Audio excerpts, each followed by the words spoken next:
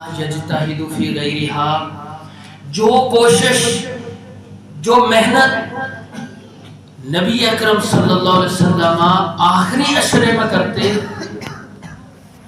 اس کے علاوہ ایسی کوشش نہ کرتے تھے.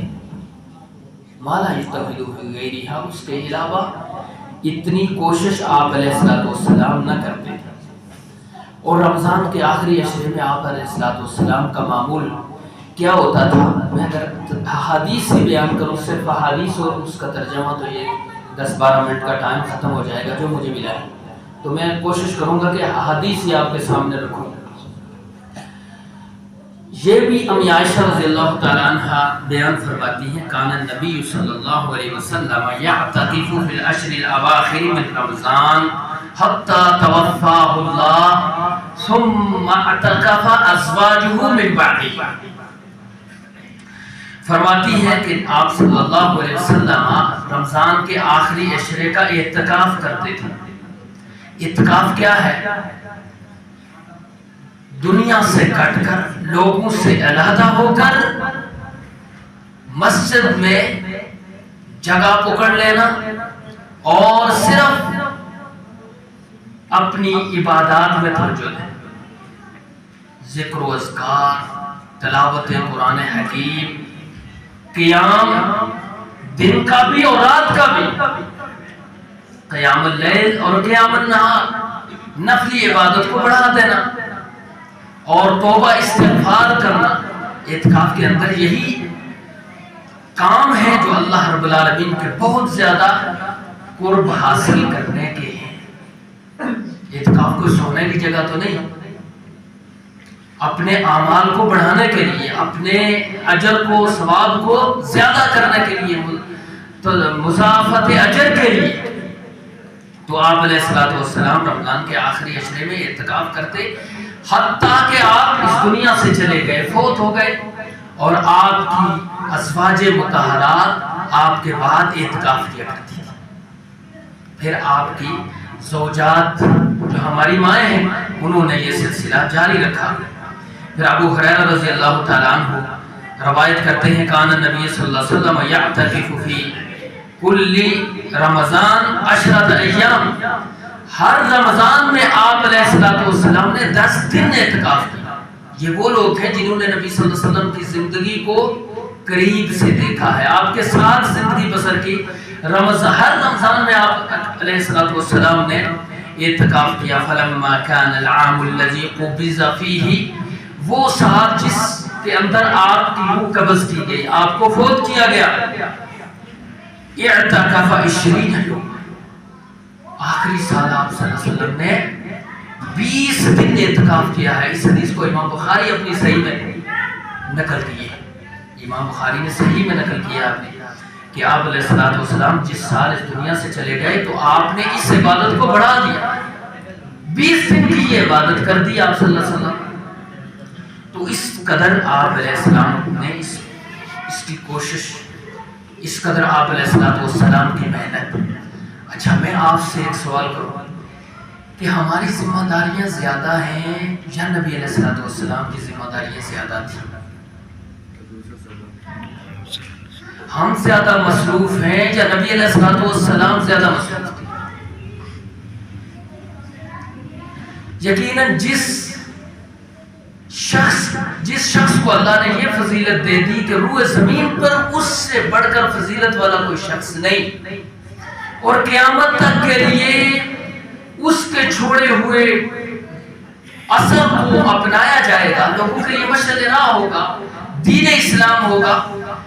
اس شخص کی ذمہ داریاں لوگوں کے ساتھ کس قدر زیادہ ہیں.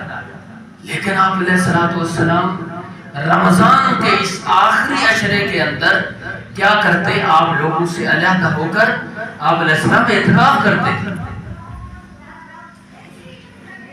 یعنی اللہ کے قرب کے لیے، اور انسان اپنے آپ کو مضبوط کرنے کے لیے، اپنے ایمان کو مضبوط کرنے کے لیے اعتکاف لازمی کرے.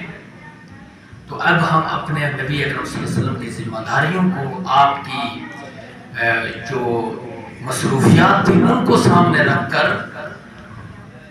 اپنے طور پہ سوچیں کہ ہم کس جگہ پہ کھڑے ہیں اور ہم نے زندگی میں کتنی مرتبہ وہ عمل کیا ہے جو آپ صلی اللہ علیہ وسلم نے کبھی چھوڑا ہی نہیں، اور کیا بات مانے ہے، کون سی چیز مانے ہے، کیا اس عمل سے بڑھ کر ہے وہ معاملہ یا وہ زیادہ فائدہ مند ہے جو ہم اٹھانا چاہتے ہیں، جو فائدہ ہم اٹھانا چاہتے ہیں۔ واللہ العظیم آخری عشرے کا ایک ایک لمحہ قیمتی ہے، اور وہ تبھی حاصل ہو سکتا ہے کیونکہ اس میں لیلۃ القدر بھی ہے، اس میں خیر کثیر ہے، اور رمضان کا سارا مہینہ ہی، لیکن آخری عشرے کی اہمیت اس سے بھی بڑھ کر ہے، یعنی 2 عشروں سے بڑھ کر زیادہ ہے۔ تو اس کے اندر ہم بھی کوشش یہ کریں کہ اپنی چھوٹی موٹی ذمہ داریوں کو اگر ہم اپنی جگہ پہ سوچیں اور اس کی اہمیت اور افادیت کو دیکھیں اور دینی ضرورت کو دیکھیں اور آخرت میں ہمیں جو ضرورت پڑنے والی ہے اس کو سامنے رکھیں، تو یقیناً ہم اس چیز پہ ضرور آمادہ ہوں گے کہ ہم مسجد کے اندر آ جائیں، آخری عشرے کا اعتکاف کریں۔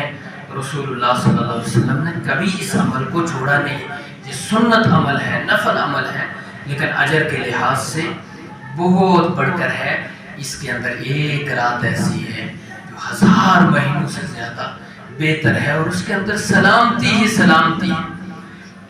اگر کسی شخص کو، ہمیں تو 100 سال عمر ملتی نہیں ہے، اور 100 سال کے قریب اس لیلۃ القدر کا اجر بنتا ہے 84 سال سے بڑھ کر، 1000 مہینے 84 سال اور کچھ ماہ بنتے ہیں، اور اس سے بڑھ کر اجر ہے۔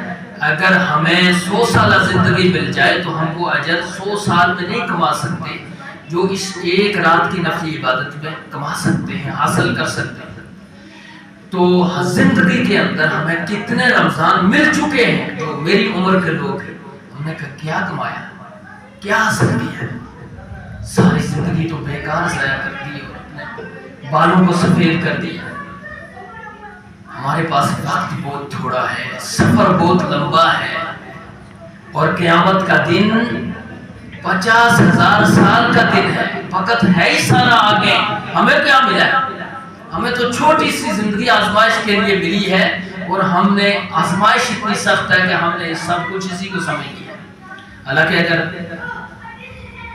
سنجیدگی سے سوچیں، اگر عقل اور سمجھ سے اگر اس کو سوچا جائے، دیکھا جائے، دنیا کی زندگی بالکل بیکار ہے۔ اور اہل تقوی، اہل ایمان کیا کرتے ہیں؟ قلیلا من اللیل ما یہجعون، کم ہی راتوں کو سوتے ہیں، وبالاسحار هم یستغفرون، سحریوں کے وقت اٹھ کے اپنے گناہوں کی معافی مانگا کرتے ہیں۔ تتجافى جنوبهم عن المضاجع يدعون ربهم خوفا وطمعا ومما رزقناهم ينفقون، ان کے پہلو بستروں سے الگ ہی رہتے ہیں، کم ہی بستروں پر کے ساتھ لگتے ہیں،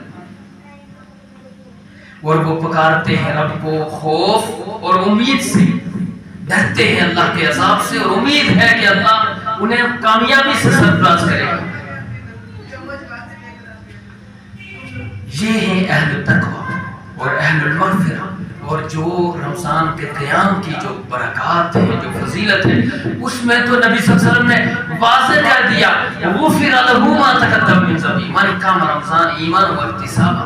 اگر ہم اجر کے حصول کے لیے رمضان کا قیام کریں گے تو ہمارے پچھلے سارے گناہ دھو دیے جائیں گے، گناہوں کا بوجھ ہمارے کاندھوں سے اتر ہی جائے گا۔ اب ہے کوئی ہم میں سے جو اس پہ آمادہ ہو، اس طرف آئے؟ ہماری سر باتیں، بیان کرنے والا بھی باتوں کی حد تک، سننے والے بھی ہم باتوں کی حد تک۔ اگر ہم اپنی آئندہ کی آنے والی زندگی، اپنا مستقبل، یعنی موت کے بعد، موت اور موت کے بعد کی زندگی کو ہمیشہ اپنے سامنے رکھیں، تو یقیناً یہ آخرت پہ پختہ ایمان انسان کو آخرت کے لیے کمانے کا، کچھ حاصل کرنے کا جو اس پہ آمادہ کرتا ہے انسان کو۔